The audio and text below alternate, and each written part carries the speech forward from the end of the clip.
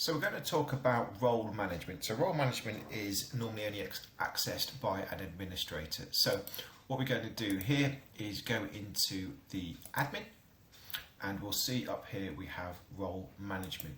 Now from role management you can have more than one role. So let's go and create a new role, and this might be what we'd call maybe a light user. Save this down, and then what we can do is we can literally see every single module within your CRM, including custom modules as well. And what we can do is then go, okay, this light user, what can they do? What can they access? What can they not access? So something that's really important in the CRM is all around your data. So for example, if we're looking at accounts, can they delete accounts? You might say no. Can they edit accounts? Maybe they can only edit their own accounts, and that's what owner means. And then normally we say for export, we normally say no to light users. Normally it's only other users. But we can also go one step further, and we can say, can they view all accounts or just their own accounts? So this can be done for every single module. And then if we want to go into a bit more detail, you can actually click into the module on the left-hand side here. And within the module, you can see every single field. And within every single field, you'll have the same drop down again.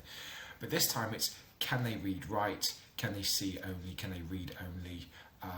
Or is it only if it's their own account? So for example, the account is assigned to them.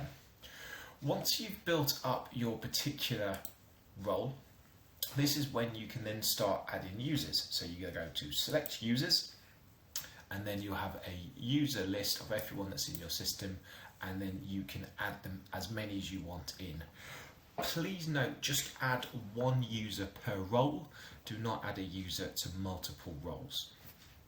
So that's the first part of role management. And the way you can see that is it's very easy to add those users in. So one role could be for one user, or it could be for 100 users or 1,000 users.